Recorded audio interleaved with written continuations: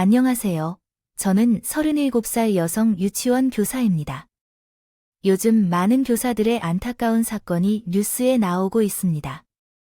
저 또한 진실 학부모들의 갑질로 인해 위기의 순간을 간삭히 넘겼습니다.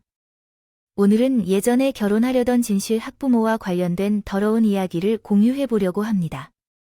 흥미롭고 반전이 있는 재미있는 이야기니 꼭 들어주세요. 제가 4년제 대학교 유아교육과를 졸업하고 자격시험을 통과하여 신나게 유치원 교사가 되는 꿈을 어린 나이에 이루었습니다. 설레이는 마음으로 유치원 선생님의 일을 시작했지만 상상했던 것과는 많이 다르게 나타났습니다. 아이들과 행복한 수업을 진행하며 출퇴근을 기쁜 마음으로 할 줄 알았지만 아이들 교육 이외에도 해야 하는 일이 많았어요. 첫 출근날 밤 11시까지 행사 준비를 한 뒤 퇴근했고 다음 날은 프로그램 아이디어 회의와 준비로 밤 10시에 퇴근했습니다. 모든 준비와 정리를 유치원 교사가 하는 것은 당연한 줄만 알았지만 이 정도로 많고 늦게까지 준비하고 고생하는 것을 직접 체감해야 알 수 있었습니다. 또한 유치원 원장님은 학부모들에게 큰 만족을 드리려면 주말에도 나와 무언가를 준비해야 한다고 하여 쉬는 날을 주지 않았습니다. 대학교 1학년 때부터 사귄 남자친구가 있었는데 취직 후에 거의 만나지 못해서 유치원에서 사람들을 심하게 부리는 것 때문에 불만을 표했었어요. 다른 곳으로 옮길 것을 제안했는데 실제로는 입사 후에 그만둔다면 인내심이 없다는 소문이 퍼질 것 같아서 무조건 버티기로 결심했어요. 그래서 어떻게 바빠도 힘들더라도 열정을 잃지 않도록 최선을 다하고 있었죠. 나중에 몸도 적응하게 되고 야근도 줄고 방학까지 있었기 때문에 꽤 버틸만한 상황이라고 생각했습니다. 바쁜 시기에 잘 버티면 모든 게 수월할 줄 알았지만 다른 문제가 발생했어요. 그것은 학부모들이 갑질하는 전화였죠. 유치원에서 아이들이 놀다 보면 이상한 동작들을 하잖아요. 넘어지기도 했고 긁히기도 했는데 조금이라도 다치면 그날 퇴근 후부터는 전쟁 같은 전화가 폭주했어요. 자기 자식이 다쳐서 집에 들어왔으니 학부모님이 화가 날 수 있는 거라 생각하고 무조건 죄송하다고 말씀드리고 안전에 유의하고 발전하는 교사가 되겠다고 사과했습니다. 하루에 10통 이상씩 불평이 걸려와서 일할 때보다 더 많은 기운이 빠져 쓰러지듯이 잠이 들었고 다음 날도 같은 패턴으로 돌아가면서 몸과 마음이 조금씩 지쳐갔어요. 그렇게 참고 강산이 한 번 바뀌도록 한 유치원에서 일했더니 해탈의 경지에 오르게 되었죠. 학부모들의 갑질이나 막말은 웬만해선 화가 나지 않았습니다. 부작용으로 자존감이 낮아져 다른 친구들을 보면 왜 나만 이런 모습으로 살아가는 것인가 싶었어요. 그래서 자랑하는 친구가 있으면 그 친구에게 직접적으로 표현하지는 않았지만 속으로는 미워했답니다. 이해하고 마음을 넓히려고 해봐도 하루아침에 자존감을 높이는 것은 쉽지 않아서 속으로는 좁은 생각을 많이 했나 봅니다. 나이가 33살이 되었을 때 옷의 반을 맞게 되었는데 진정한 학부모들이 더 많아졌습니다. 어떤 미친 유치원 교사가 아이를 심하게 다루는 사건이 몇 번 일어나고 뉴스가 보도되자 학부모들이 모두 날이 서서히 있었습니다. 시간이 흐를수록 일이 편해지는 것은 아니라 배로 힘들어졌습니다. 육체적으로는 버틸만 했지만요. 감정 노동은 정말로 머리가 고장날 듯이 힘들었습니다. 저뿐만이 아니라 다른 유치원 선생님들도 마찬가지였습니다. 아이들이 모두 집으로 돌아가면 학부모들의 전화 공격을 받아 사소한 이유로 욕설을 듣기도 했습니다. 그 가운데서 제게는 인격모독을 당했던 케이스도 있었습니다. 어떤 아이가 어디서 다쳤는지 모르겠지만 무릎에 멍이 들어 집에 돌아갔을 때 그 아이의 엄마로 추정되는 여성이 전화를 걸어와 욕을 하는 일이 있었습니다. 선생님, 우리 진욱이 무릎에 왜 멍이 들었어요? 내 아들에게 무슨 짓을 한 거죠? 혹시 내 아들한테 화풀이 하려고 손대지는 않았나요? 조금도 쉬지 않고 전화로 괴롭혔다는 사례들도 있었습니다. 아니에요. 진욱이가 내가 묻는 말에 대답을 하지 못하다가 유치원에서 다쳤다고 하니까 김 선생님이 그랬다는데 진욱이 어머님이 아닙니다. 유치원에서는 아무 일도 없었어요. 넘어지지도 않았고 어디 부딪히거나 싸움이 나지도 않았어요. 다른 곳에서 다친 게 아닐까요? 저는 존댓말을 사용하며 선생님이라고 호칭했더니 내 아들이 진짜 선생이라고 생각한 것 같아요. 아니야, 내 아들이 유치원에서 다쳐서 돌아왔다는데 팔뺨할 거야. 그 말을 듣고 저는 침착하게 대답했습니다. 어머님, 화가 많이 나셨군요. 근데 유치원에서는 아무 일 없었어요. 진욱이가 유치원이 끝나면 여러 학원에 다니게 될 걸로 알고 있어요. 그중 한 곳에서 다친 것 아닐까요? 이 포모년이 돌았나요? 아니, 그럼 내 아들이 거짓말하고 있다는 건가요? 그리고 학부모가 화가 나면 우선 죄송하다고 사과를 해야 하는 거 아닐까요? 내가 어떻게 가정교육을 받았길래 태도가 그런 모양인 거죠? 이번에도 저는 참고 조심스럽게 말했어요. 어머님, 진욱이가 다친 게 마음이 아파요. 근데 제가 사과를 하게 되면 유치원에서 사고가 난 것으로 오해하고 다른 문제를 제기하는 분들이 있을 수 있어요. 저희는 잘못한 것만 사과할 뿐, 일어나지 않은 일에 대해 무조건 죄송하다고 하지는 않습니다. 언짢게 들리셨다면 죄송하지만 이게 필요하지 않은 것 같아요. 이렇게 다시 작성할 수 있습니다. 진욱이가 다친 무릎은 유감스럽고 안타깝습니다. 제가 마음이 아픕니다. 그러나 저희 유치원에서는 아무런 일도 일어나지 않았습니다. 믿으실 만하다면 CCTV 확인하실 수 있습니다. 어머님, 먼저 사과하면서 치료비를 요구하거나 병원에 데리고 다니라고 하기 전에 심각한 단계로 넘어가 고소를 제기하는 등 교사들에게 어려운 상황을 만들지 않겠습니다. 따라서 만약 우리 유치원 교사들이 잘못을 저질렀다면 사과를 드리겠습니다. 어쨌든 어머님의 답변이 마음에 들지 않아 진흙을 문으로 차고 들어오셨다면 이는 다음날 아이들 수업 중에 발생한 일로 처리해 주시기 바랍니다. 머리칼을 잡고 흔들었습니다. 어머님, 이러지 말아 주세요. 아이들 앞에서 이렇게 하시면 안 돼요. 밖으로 나가서 기다려 주세요. 애들이 코를 미친 듯이 빨아먹고 살아가는 기생충 보무려니 나한테 까불어 어제 너 뭐라고 했지? 잘못한 게 없어서 사과는 못하지만 가슴이 아파. 그게 말이야. 막걸리야. 이제 오라질려나. 어머님, 아이들이 다 놀란다고요. 머리를 놓아주세요. 밖에서 말해주세요. CCTV로 다 찍히고 있는데요. 지금 놓아주지 않으면 저도 가만히 있지 못해요. 제가 알아듣게 말했지만 학부모는 더 흥분해서 저를 바닥에 눕히고 있어요. 양뺨을 사정없이 갈겼습니다.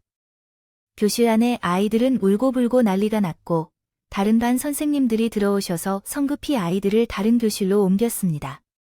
그리고 학부모들은 말리려고 했지만 그 진상 엄마가 자기 몸을 손대만 유치원을 개박살 낼 것이라고 협박하더군요. 이 기생충 포문현들아, 너희 내가 누군지 몰라. 우리 아빠가 초등학교장이고 작은 아빠는 교육감이야. 내 말 한마디면 니들을 하루아침에 백수로 만들거나 형사처벌도 받게 할 수 있다고. 그 말이 무섭게 들렸지만 다들 똥같은 학부모들에게 손을 대고 싶지 않아 말로만 그만하라고 말리더군요. 결국 제 얼굴이 호빵보다 심하게 한 것이었습니다. 부어오르고 코피까지 터지고 나서야 손질검을 멈춰섰습니다. 이에 저는 학부모들에게 확실하게 경고했습니다. 어머님들 다 아신다고요? CCTV에 모두 찍혔으니 제가 형사고발할 겁니다. 형사고발서 2년 아니겠습니까? 경찰청장이 우리 친척이라고 생각하니 내가 아무것도 없이 이런 일을 난리쳤을 거라 생각하니 내년에 하고 싶은 대로 해봐 누가 이기는지 보자고 요구할 겁니다. 진욱이 어머니는 저를 꾸짖으시고 인격모독을 행하며 경고를 던지고 유치원에서 떠났습니다. 그래서 바로 퇴근 준비를 했어요. 병원에 가서 치료받고 진단서를 받아 신고할 생각이었습니다. 근데 원장님이 제 앞을 가로막았어요. 김 선생 많이 다친 것 같아요. 아프겠죠. 여편네는 소문보다 더한 것 같아요. 어린이집을 보낼 때도 그럴 일이 있었던 것 같아요.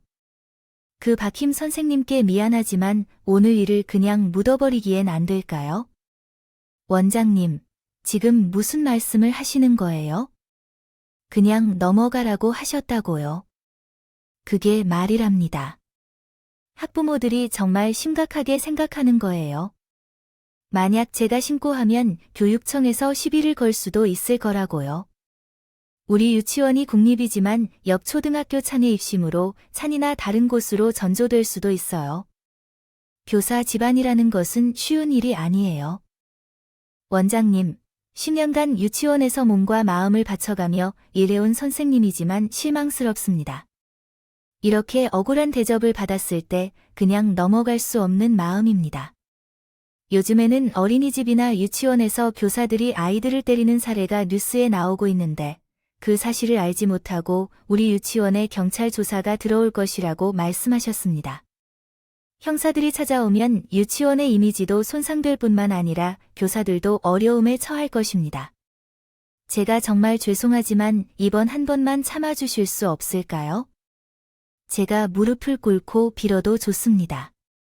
원장님의 말씀이 옳지 않다는 건 알지만 너무 억눌릴 수 없어 거절하고 최후로는 병원으로 향했습니다. 얼굴을 많이 맞았는데 2주가 지나도 상처가 나지 않았습니다. 그래서 결국 경찰서로 가기로 결정했습니다.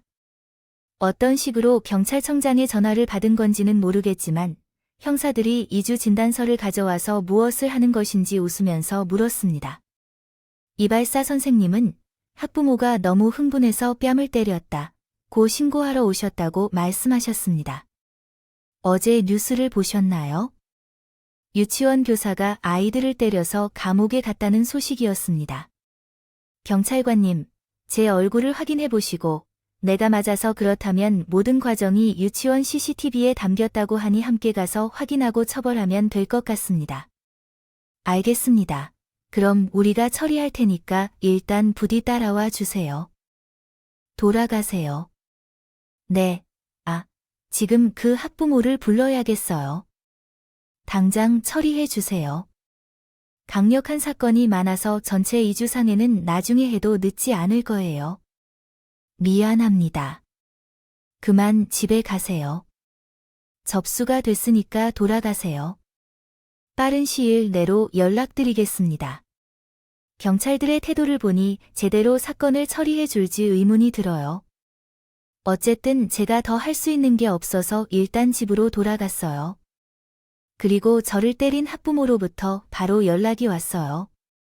경찰 연락을 받고 사과를 하려는 건가 싶어서 일단 전화를 받았어요. 네, 진욱 어머님 말씀하세요. 기생충 부모님. 벌어진 년아, 나도 내년 때리다가 손이 퉁퉁 부었어. 진단서를 끊어서 쌍방이라고 말할 거야? 내 백은 든든한 건 알지만 그 정도의 일은 아무것도 아니라고 뭐라고요. 어머님, 지금 그걸 말이라고 하세요. 사람을 개패듯이 해놓고 쌍방이라는 게 사람이 할 말입니까? 저한테 미안하지 않으세요? 응, 안 미안해요. 이년아, 우리 경찰청장 친척어른이 날 보호해 줄 거예요. CCTV를 믿고 이러는 거야. 그거 말이야. 벌써 너희 원장이 지웠어. 아무런 증거가 없다고. 그럴 리가 없어요. 아니, 지웠다고 해도 복원시킬 수 있다고 해요. 아닐걸. 아예 기계를 바꿔버렸으니 복원시킬 영상이 없을 거예요. 어쨌든 나한테 도전장을 냈으니 앞으로 재밌는 일이 많을 거예요. 각오하고 있어, 이년아. 그렇게 전화를 끊고 찝찝한 마음으로 잠을 잤다가 다음날 유치원에 나갔더니 진욱이 어머님의 말대로 CCTV 영상을 저장하는 장치를 교체했다는 이야기를 들었습니다. 화가 나서 원장님께 따지려고 했지만 원장님께서는 영상이 남아있어도 상황이 바뀌지 않을 것이라며 저에게 불쾌한 일을 참아달라고 부탁하셨습니다. 결국 쌍방울을 주장한 진욱이 어머님의 손을 잡아줌으로써 사건은 종료되었습니다. 지금 이 글을 쓰며 그때의 일을 회상해보니 마음이 불편합니다. 이 사건으로 인해 10년간 다닌 유치원을 그만두고 다른 곳으로 이직했습니다. 그곳은 체계가 잘 잡혀 있고 힘이 있는 곳입니다. 원장님을 찾아갔다가 이직한 유치원이 교사의 개인 번호를 통해 학부모에게 연락할 수 없도록 설정되어 있어서 선생님들이 많아서 아이들을 케어하기 쉬웠습니다. 이직한 이유를 후회할 만큼 좋은 유치원이었습니다. 그러나 진욱이의 어머님이 저에게 연락을 해왔습니다. 이미 끝난 일이라고 생각했던데 아직 해결해야 할 문제가 남은 것 같았어요. 전화 거절했으나 제가 일하는 유치원을 찾아오는 일이 없도록 연락을 받았습니다. 김 선생님은 유치원을 옮겼다면서 제 어머님에게 더 이상 보거나 연락할 일이 없지 않을까요? 네, 아들아. 당신이 왜 볼 일이 없다고 하는 거야? 무릎이 다친 것은 내가 책임져야 해. 병원에서 치료비가 500만 원이 들었어. 이걸 당신이 보상해야겠다는 거야? 500만 원을 말이야. 아니라고 하는데, 어머님, 아니, 아줌마, 내가 아직도 우습게 보이니? 갈기갈기 씹어 먹으려나? 나 때문에 다친 게 아니라고 몇 번이나 말했잖아. 욕도 할 줄 아는구나, 김 선생님. 화를 내면 이렇게 무서워하네. 잘못을 했음을 용서하면 눈 감아주고 넘어가려 했는데 안 되겠네. 애새끼, 코 묻은 돈을 빨아먹고 살아가는 기생충년아. 나는 교육청에 민원 고발하고 경찰과 검찰을 찾아가서 우리 아이를 학대했다고 신고할 거야. 제가 100개 이상을 안다고 자랑하고 싶을 때는 신고를 받기 싫다면 돈을 가져와 사과하러 와라. 그 인간 같지도 않은 경고는 외치며 저널에 기사가 나오더군요. 저는 유치원 교사를 그만두었거든. 절대적으로 사과할 생각은 하지 않았어. 제가 전화로 욕을 하긴 했지만 10년 이상 유치원 교사로 일하면서 이런 미친 사람은 처음이었어. 다시 만나고 싶지 않았으므로 전화번호를 차단했어. 그러자 며칠 후 그 사람이 우리 유치원에 찾아왔어. 물건을 집어던지며 소란을 피웠지만 제 이름을 불러와서 즉시 나가라고 했어. 나는 오늘 모든 것을 떠나고 마음먹고 뒤졌으니 그 미친 사람을 보러 교실을 나가려는데요. 원장님이 저를 막아서 자신이 처리하겠다고 했어요. 원장님은 이런 진실한 학부모를 많이 받았다고 말씀하셨고 조금도 당황하지 않으셨어요. 그런데 제 이름을 부르면 욕설을 내뱉자 원장님이 경고의 말씀을 전해주셨습니다. 저희 유치원에 택시를 타고 오신 분은 없으시겠죠? 그렇다면 무단 침입과 업무방해죄 그리고 아이들이 있는 공간에서 욕설을 하셨다는 것은 역시 큰 죄입니다. 이 유치원은 대기하고 계신 분의 배경이 무슨 문제이든 상관하지 않습니다. 조용히 떠나주시겠어요? 아니면 경찰을 불러야 하겠어요? 뭐야, 당신 내가 누군지 아는구나? 아니요, 몰라요. 관심이 없어 하지만 내 유치원에서 한 번도 행패를 부린 적이 없어요. 내 부하 직원 중 김 선생님을 건드린다면 진짜 큰일이 납니다. 이 바닥에서 30년을 버틴 사람이니까요. 이렇게 말하고 당신들은 당장 다 조져줄 거니까. 그 여자는 마지막으로 욕을 하고 나갔어요. 저는 바로 원장님께 고맙다고 말씀드렸어요. 원장님은 이런 진상년들을 상종하지 말라고 하시면서 또 힘들게 하면 자신한테 말하라고 하셨어요. 30년 동안 쌓아온 인맥도 많고 진상년을 처리할 방법도 수두룩하게 많으시다고 제 걱정을 내려놓게 해주셨습니다. 그 후로 진욱이 어머님은 다시는 저를 찾아오지도 않고 전화도 하지 않았습니다. 새로운 유치원 원장님은 정말 무서운 분이었던 것 같아요.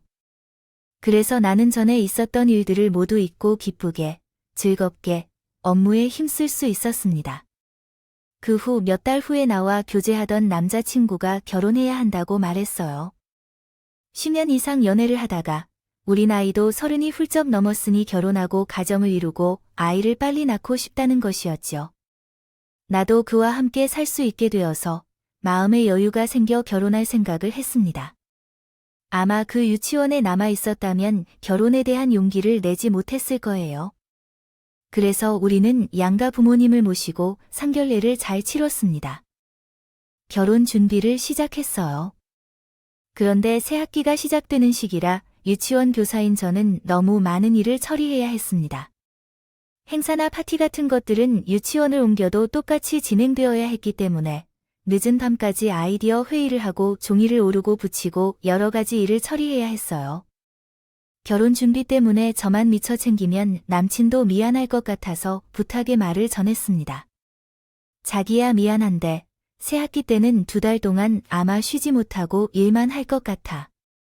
결혼 준비도 나 혼자 하려니 미안한데 자기가 도와주면 안 될까? 그러자 남자친구가 이해해주며 새 학기만 되면 전쟁이구나 알았어. 내가 준비할게 라고 말했어요. 그런데 야, 근데 내가 센스가 없으니까 라고도 덧붙였죠. 웨딩 플래너를 불러서 해도 돼. 그럼 당연히 돼. 자기야. 정말 미안해. 결혼 준비는 같이 해야 돼. 대신 한가해지면 내가 내 조를 제대로 할게. 그래, 알았어. 자기야, 아무리 바빠도 밥은 거르지 마. 쉬엄쉬엄 하고. 응, 그렇게 할게. 이제 곧 우리가 부부가 된다니 신기하다. 10년 넘게 연애해서 아무렇지 않을 줄 알았는데 왜 이렇게 설렐까? 자기도 설레? 당연하지. 내 눈에 자기는 늘 여신 같은 존재잖아. 항상 예쁘고 아름다워서 매일매일이 설렌다고요. 아, 그런데 자기야, 이번에 이사한 유치원은 어때?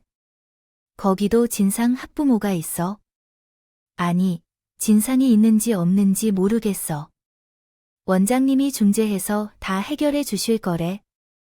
지난번 유치원 원장이랑은 차원이 달라. 다행히도 자기 뺨 맞고 와서 내가 얼마나 속상했는지 알아? 그때 처먹은 일로 찾아가서 갈기갈기 찢어버리고 싶었다고 했어. 아, 그렇게 했었군요. 여자친구가 다치면서 마음이 아프셨겠네요. 이제 그런 일 없을 테니까 걱정하지 마. 우리 두 사람은 오랜 연애를 하면서 서로를 배려하는 마음이 강해서 결혼하게 되면 정말 누구보다 잘 살 거라고 자신 있었어. 결혼 준비를 1달 동안 예비 남편이 잘 하고 있었고요. 신혼집에 혼수도 무사히 잘 드렸습니다. 이제 웨딩드레스와 턱시도만 고르면 모든 것이 끝날 시점이었어요. 드레스는 제가 입어보고 골라야 해서 하루를 잡아서 같이 가기로 했어요. 그건 주위에 유치원 행사가 토요일에 있어서 일요일 오후에 가기로 했다는 의미예요. 그런데 원장님께서 따로 부르시더니 휴가 이야기를 꺼내셨어요. 김 선생, 매트리스에 일요일에 보러 간다며. 그러지 말고 토요일에도 나와. 그날은 아이들 수업이 없으니까 꼭 안 와도 돼. 그리고 결혼 휴가는 2주를 주겠으니까 푹 쉬고 재충전하라네. 정말요. 원장님께서 저에게 너무 과한 특혜를 주시는 건 아닌가요? 김 선생님이 제 뒤를 이을 사람이 확실하니까 이렇게 관대히 대우하시는 건가요? 그러니까 중간에 떠날 때도 없고 다른 곳으로 이직할 필요도 없겠죠. 물론이죠.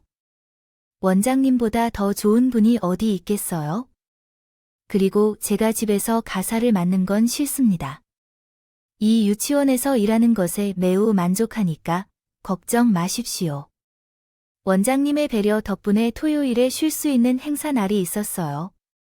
오전까지 누워서 자고 있었는데 전화가 왔어요. 소파 중 하나가 잘못 도착했다고 하더라고요. 예비 남편이 비슷해서 잘 알지 못했네요. 넘어진 것 같았어요. 그래서 제가 지금 신혼집으로 갈 테니까 교체해야 할 소파를 가져다 달라고 요청했습니다. 예비 남편에게 연락해서 함께 신혼집에 갈까 생각했지만 결국 혼자 가기로 마음먹었어요. 저 대신 결혼 준비 거의 다 한 상태니까 이 정도는 저 혼자 처리하고 일요일에 드레스와 턱시도를 고르고 데이트도 계획했거든요.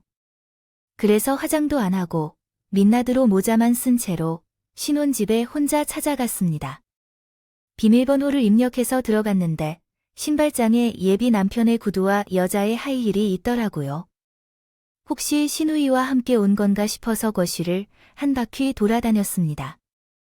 작은 방과 서재를 열어봤지만 누구도 없었고 안방 문을 열었습니다.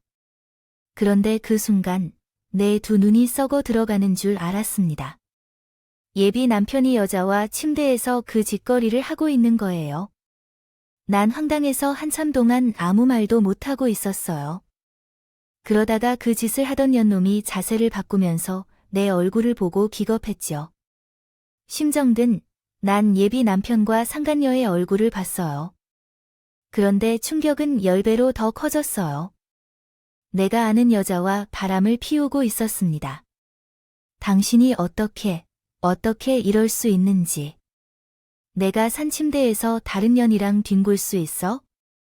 그리고 그 아줌마, 진욱이 어머니, 왜 당신은 내 남편이 될 사람과 여기서 이런 짓을 하는 거죠? 자기야, 여기 왜 왔어? 이 여자 알아? 미친 놈들, 그래 이 개자식아, 아주 잘 아니? 최악의 학부모 중에서도 진상이야. 내 놈은 내 얼굴을 걱정했었지. 그 손을 찍어놓은 년이 바로 너와 지금 침대에서 구르는 년이야. 더러운 년, 나랑 전생에 뭘 원수 삼았길래 끝까지 괴롭히는 거예요. 제가 소리를 질러도 예비 남편은 옷을 입고 상간녀인 진욱의 어머니는 자기 몸매를 자랑하는 듯이 가만히 있었어요. 그 여자가 예비 남편이 고용한. 저는 웨딩 플래너였습니다. 김 선생님이 내 애인의 예비 신랑이었어요. 아, 이거 웃기네. 내가 그 여자를 어떻게 복수해 줄까 했더니 일이 쉽게 풀렸네요. 원수를 내 애인의 신혼집에서 만나다니 어쩌라고. 우리 둘이 속궁합이 너무 잘 맞아서 네 여자를 버리고 우리 둘이 결혼하기로 했어요. 그 여자는 이제 낙동강 오리알이라고 못생기고 싸가지 없고 밤일도 못하는 쓸모없는 여자야. 이게 다 뭐 하는 짓이지. 정리가 안 되네. 야, 박상혁. 너가 말해봐. 그 여자랑 무슨 사이인지 확실히 밝혀. 나는 이미 정이 떨어져서 결혼할 마음이 없었지만 확인하고 넘어가고 싶어. 확실히 말하라고 소리를 질렀습니다. 그러자 예비 남편은 머리를 극적이더니 솔직하게 고백했습니다. 그게 말이야.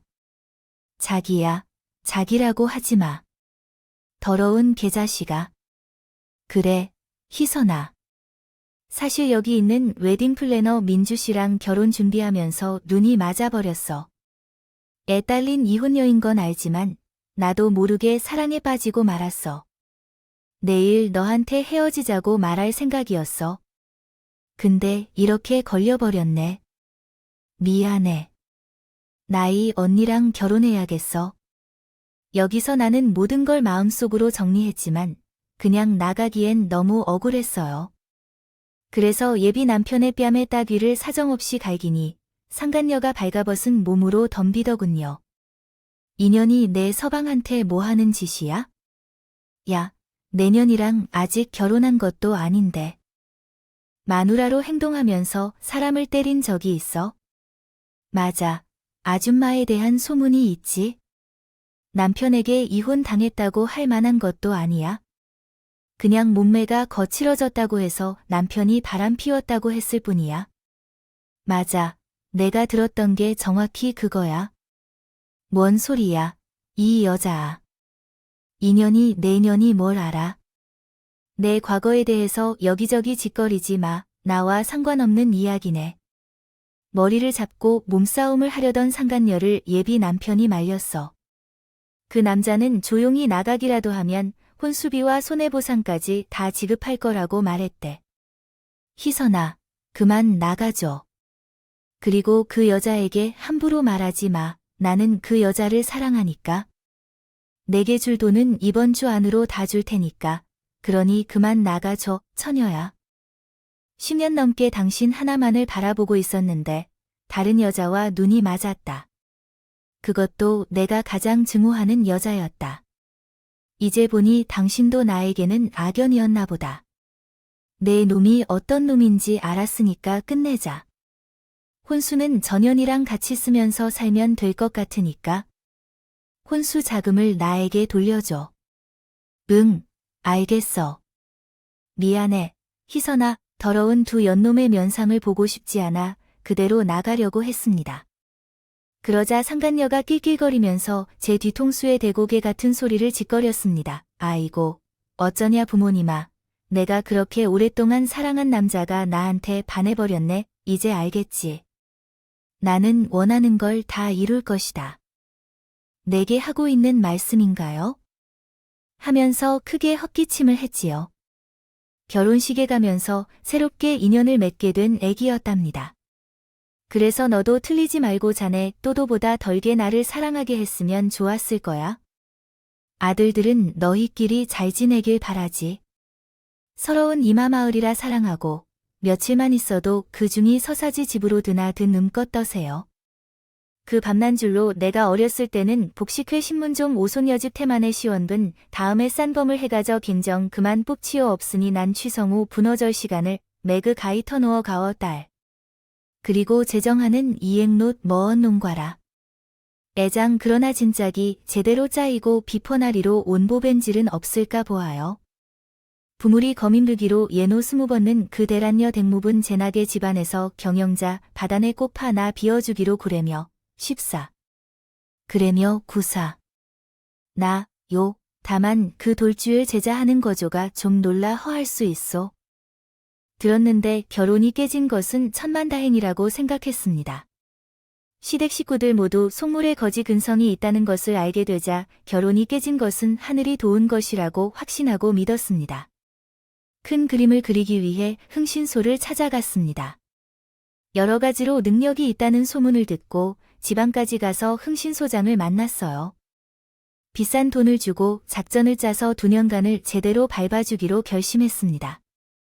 몇 주 뒤에 기대하고 있던 예비 남편과 상간녀의 결혼식이 다가왔지만 저는 집에 있었습니다.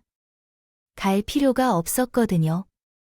이윽고 흥신소장이 저에게 영상통화를 걸어 상황을 실시간으로 보여줬습니다. 침대에 누워 팝콘을 먹으며 관전을 시작했습니다. 하객으로 참석한 우리 가족들은 예식장 안으로 들어갔고 곧 신랑과 신부가 입장했습니다. 예식장에 걸린 거대한 전광판에서는 두 신랑 신부의 사진과 편지 등이 잔잔하고 포근한 음악과 함께 나왔는데 흥신소장이 전광판과 연결된 노트북을 해킹하여 다른 영상을 재생했습니다. 그것은 제가 찍은 신랑 신부의 신혼집 침대에서 바람을 쐬는 모습이었습니다. 사실 그때는 당황했지만 본능적으로 증거를 남겨야 한다고 판단해서 손이 저절로 움직여 몰래 영상을 찍었습니다. 하객들이 웅성거리며 핸드폰을 꺼내더라고요. 플래시가 마구마구 터졌습니다. 예식장이 순식간에 아수라장이 되었는데 이 광경이 정말 재밌어서 배꼽을 쥐며 웃었습니다. 그리고 그 후로 그동안의 상간녀라며 모욕을 당했던 진욱 어머니로부터 전화통화 음성이 들리기 시작했습니다. 그리고 오늘 진욱이는 밥도 잘 먹고 잘 놀았어요. 걱정하실 일 없습니다. 이년아, 내 아들은 직접 밥을 먹여줘야 한다고 했잖아. 그리고 아이들과 놀 때는 무조건 대장을 시켜주라고 했지. 그리고 승현이랑 민지는 임대 아파트에 살면서 거지들의 자식이니까 내 아들 옆에 앉히지 말라고 했잖아. 너는 우리 집안이 어떤 집안인지 몰라. 어머니의 아이들을 차별해서는 안 돼. 죄송하지만 이런 부탁이나 명령은 그만하세요. 저도 불쾌합니다. 이 코 묻은 돈을 빨아먹고 사는 아메바 같은 년이 어디서 대들어야 하냐? 넌 분위기 파악이 안 되냐? 똥인지 된장인지 구분이 안 되네. 너는 어느 대학에서 나왔어? 내 어미 애비는 뭐 하는 등신들이길래 가정교육을 그따위로 한 거야? 야, 내일부터 30분에 한 번씩 내 아들 사진 찍어서 보내. 표정이 조금만 굳은 게 보이면 내년 인생 끝이야. 우리 아빠가 학교장인 거 알지? 친척들은 교육청, 경찰청, 검찰청에 다 분포돼 있다고. 하나 잘라버리고 매장시키는 건 일도 아니란 말이야. 그래서 내 아들을 왕처럼 키워라. 알겠니? 보모녀나. 이것 외에도 제가 녹음한 상간녀의 통화 음성이 수백 개가 있었는데 그중 5개를 골라 예식장 스피커를 타고 하객들의 귀에 또박또박 꽂았습니다. 모두 바람 피우는 영상을 본 것보다 훨씬 더 크게 놀랐어요. 그 후에 제가 얻게 되면서 얼굴 사진까지 전광판에 등장했습니다. 저에게 갑질과 인격 모욕, 그리고 손질검까지 두 지인에게 제대로 전파되었죠. 하객들은 모두 자리에서 일어나 욕을 하거나 침을 뱉고 나갔어요. 그 잘난 상간녀의 공무원 친척들도 모두 혀를 물며 일어섰습니다. 다시는 얼굴을 볼 일이 없다고 단언하면서 이야기했어요. 그중 교육감인 상간녀의 작은 아빠가 손가락질을 하며 소리를 지르더라고요. 그런 내 조카가 한심하고 부끄러워요. 형님, 형수님, 앞으로 2년 동안 연락하지 마세요. 그 상황에서 튀어 라고 소리쳤어요. 상용녀의 가정에서부터 속어를 쓰며 욕설을 뱉다가 결혼을 끊겠다고 말했어요. 나는 이런 상황을 친정집 침대에서 팝콘을 먹으며 지켜보고 있었어요.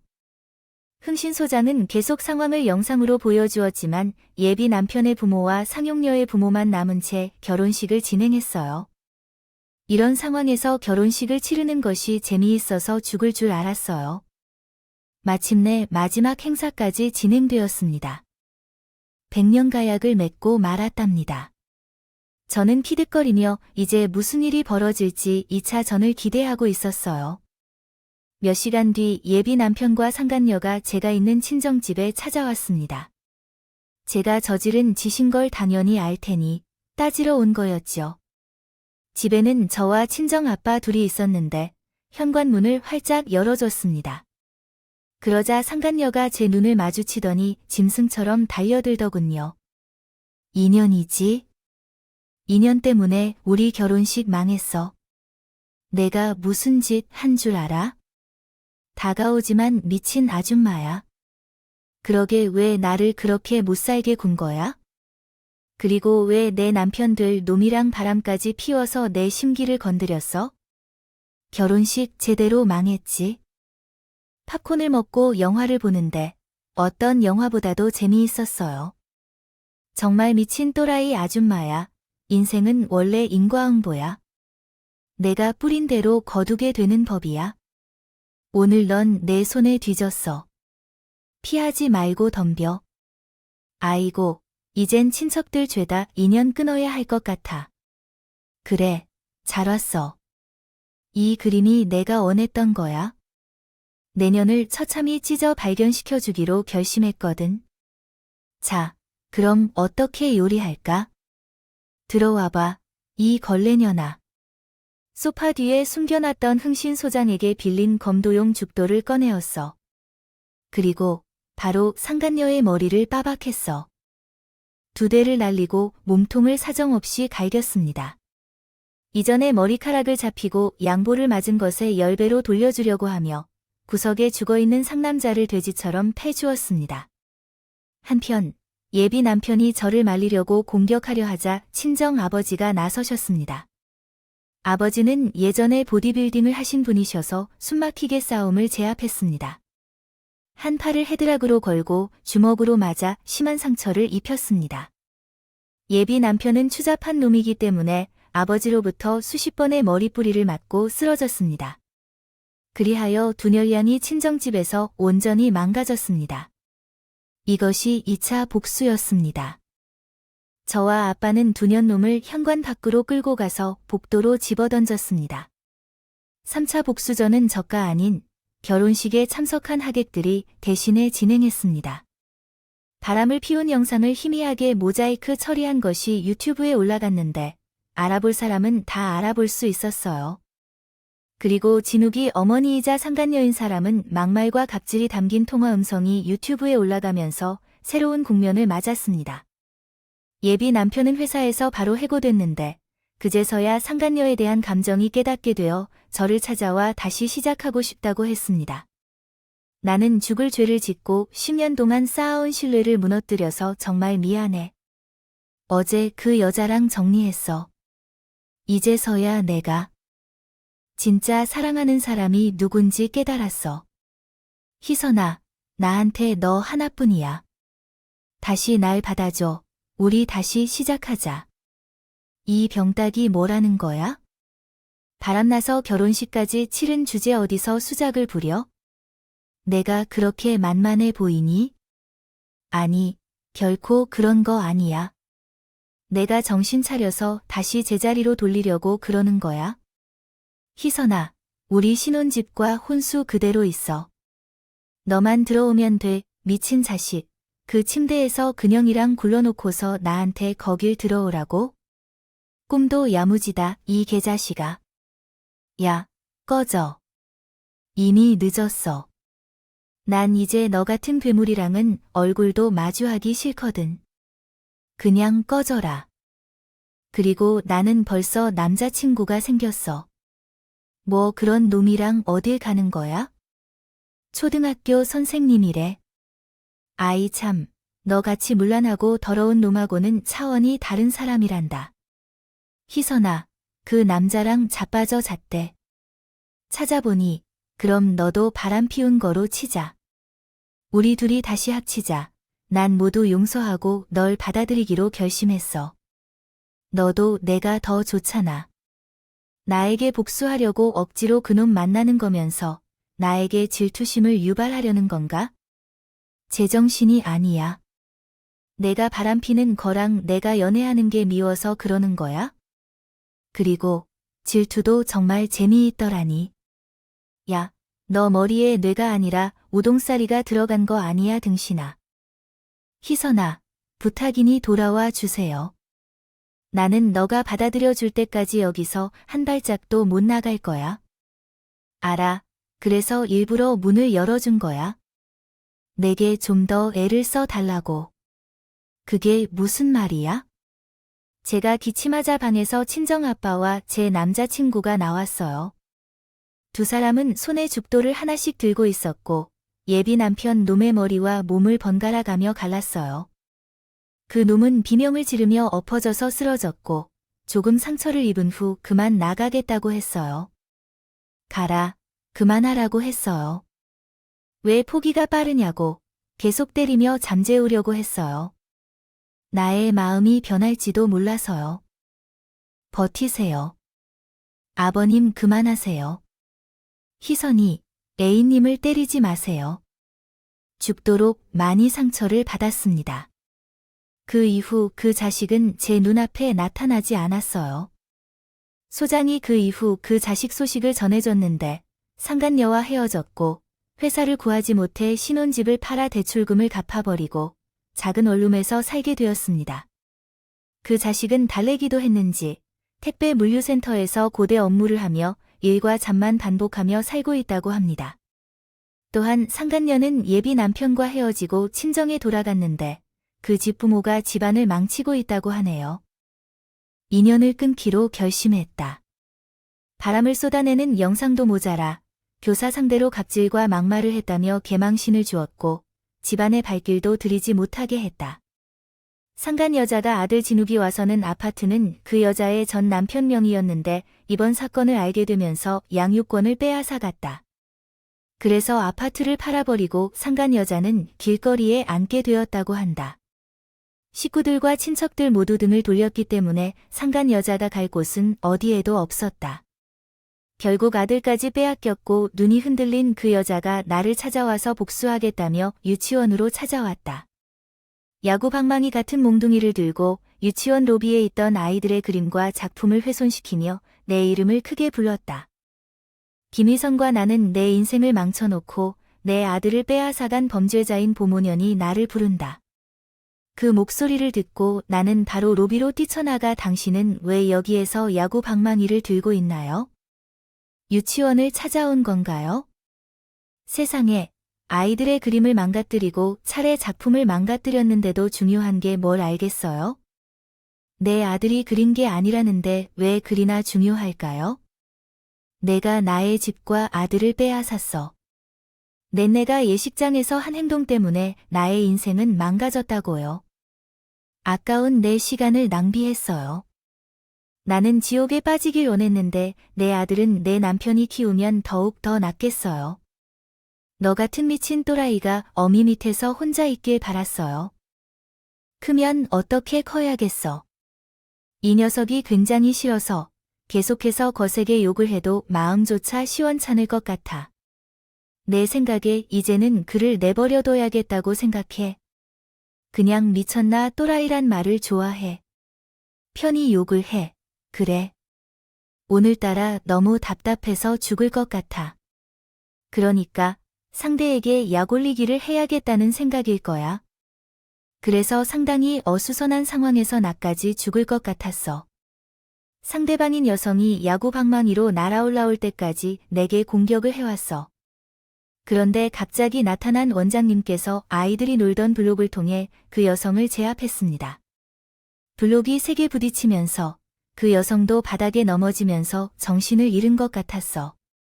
잠시 후에 원장님께서 경찰을 불렀고 그 여성은 무단 침입, 협박 및 폭행을 한 것으로 밝혀졌어. 아이들이 있는 장소에 공포심을 조성하려 한 행위까지 하더니 그 여성은 큰 벌을 받아 소년원에 수감되었습니다. 그러나 원장님이 올바른 조치를 취해 주시겠다고 하고 계셔서 저에게 연관된 청소년 범죄 담당 검사에게 연락하셨습니다. 강력히 기소하고 감옥에 가두라고 강하게 주장하셨어요. 그 결과 죄를 저질렀던 진욱이의 엄마는 징역 1년을 선고받아 감옥에 수감되었습니다. 교육기관에서 저질렀던 엄청난 행위가 결정적 역할을 했기에 징역형이 내려진 셈이죠. 그런데 유치원 원장님께서 진심으로 감사의 말씀을 전했습니다. 원장님 정말 너무 고맙습니다. 이제 마음이 허전해진 것 같아요. 우리 유치원 선생님들은 스트레스를 받아서는 안 된다는 것이 내 강력한 규칙입니다. 학부모와 대면하는 것은 내가 전부 맡아서 처리할 테니까요. 앞으로 이런 진상이 들러붙으면 무조건 나한테 넘겨야 해요. 김 선생님은 아이들에게 더 좋은 교육을 해주면 돼요. 무슨 말인지 알잖아요? 네, 그래요. 아주 잘 알아요. 왜 원장님 같은 분을 이제야 만나게 됐는지 모르겠어요. 진짜 이곳은 제게는 천국 같은 곳이에요. 그렇게 생각해 주셔서 고마워요. 그럼 다 처리됐으니 김 선생님 결혼식 가야 해요. 이번에 만나는 사람이 진실 초등학교 5학년 선생님이 맞죠? 원장님이 어떻게 그걸 아셨나요? 우리는 아직 결혼 이야기까지는 안 나왔는데 누구에게 들었어요?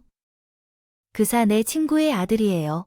김씨, 그 친구는 믿을 만한 좋은 사람이기 때문에 결혼 생각을 긍정적으로 해도 괜찮아요. 알겠어요, 원장님. 여러 가지로 정말 감사합니다. 원장님의 도움으로 4차 복전까지 제대로 칠 수 있었습니다. 2년이 지나 교사로서 남자친구와 결혼했어요. 둘 다 교육계 종사자라 많은 부분에서 의견이 일치하고 대화할 주제도 많아서 매일 수다 떨며 시원을 보내고 있어요. 요즘에는 남편과 함께 하는 일도 있어요. 안타깝게도 몇몇 교사가 세상을 떠나는 뉴스를 보고 시위하러 현장에 나가고 있답니다. 여러분, 부디 우리 교사들에게 힘이 되어주세요. 실어주세요. 교권을 되찾아서 선생님다운 선생님으로 살 수 있게 해주세요. 부탁드립니다. 제 사연은 여기서 마치겠습니다. 끝까지 들어주신 여러분께 감사드립니다. 안녕히 계세요.